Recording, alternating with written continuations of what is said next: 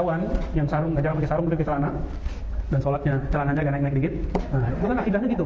Makanya mohon maaf ya, orang yang membayangkan Allah bertempat di atas itu wajahnya agak berbeda dengan orang yang meyakini Allah tidak bertempat. Ya, mohon maaf saya tidak boleh sebut. Tapi guru saya Agil Munawar, itu S1, S2, S3 di Madinah, S1, S2, S3 di Mekah, Ummul Qura. Apa kata beliau? Orang yang meyakini Tuhan bertempat itu, la nura fi wajhi. Enggak ada nur di wajahnya, adanya nar. Maka marah mulu. Manhaj al-Ghadabiyah. Allah mastur ummata Sayyidina Muhammad sallallahu alaihi wasallam. Mereka masih umat Nabi Muhammad sallallahu alaihi wasallam. Yang sabar-sabar kiai itu mereka ya.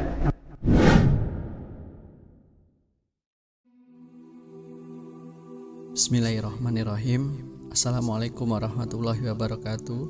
Semoga kita semua selalu dalam lindungan Allah Subhanahu wa Ta'ala. Ada 3 poin dari pernyataan Ustadz Ar-Razi Hazim yang perlu diluruskan.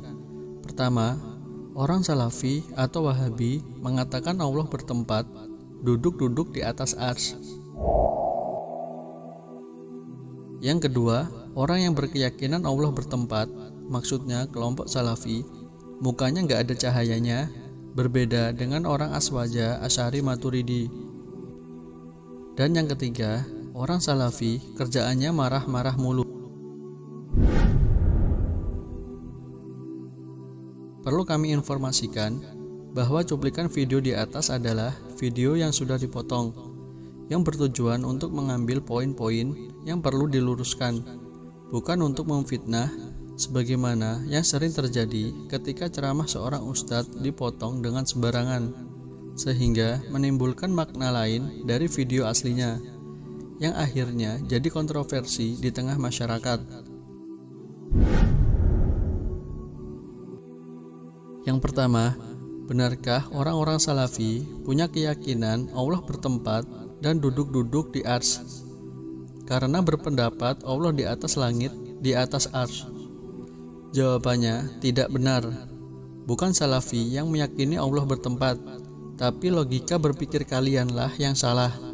Kesalahan kalian adalah melazimkan sesuatu. Jika ada suatu benda di atas benda yang lain, maka kalian kira benda yang di atas bertempat dengan benda yang di bawah. Benda yang di atas butuh dengan benda yang di bawah. Lalu logika seperti itu kalian terapkan kepada Allah Subhanahu wa Ta'ala. Jika Allah di atas arsy, berarti Allah bertempat dan duduk-duduk di arsy, dan Allah butuh dengan arsy. Subhanallah. Bantahannya adalah tidak semua yang di atas itu berarti bertempat dengan yang di bawah. Tidak semua yang di atas berarti butuh dengan yang di bawah. Contoh, matahari di atas kepala Ar-Razi. Apakah berarti matahari bertempat di kepala Ar-Razi? Apakah matahari butuh kepala Ar-Razi? Jawabannya adalah tidak. Begitupun dengan Allah Subhanahu wa Ta'ala. Ketika orang Salafi mengatakan Allah di atas arsy atau di atas langit, bukan berarti mereka melazimkan Allah bertempat di arsy atau langit, dan tidak melazimkan Allah butuh dengan arsy atau langit. Karena orang Salafi mengimani Allah beristiwa di atas arsy sesuai teksnya dan tanpa membagaimanakannya. Yang kedua, benarkah wajah orang-orang Salafi tidak ada cahayanya? Tidak seperti wajah orang-orang Aswaja, Asy'ari, Maturidi. Kalau begitu, yuk lihat wajah 2 ustadz ini. Mana yang lebih enak dilihat? Mana yang lebih memancarkan cahaya? Bagaimana teman-teman? Ustadz Khalid lebih enak dipandang kan? Masya Allah.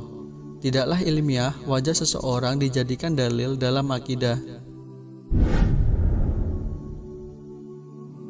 Dan yang ketiga, benarkah orang Salafi itu suka marah-marah? Jawabannya tidak benar.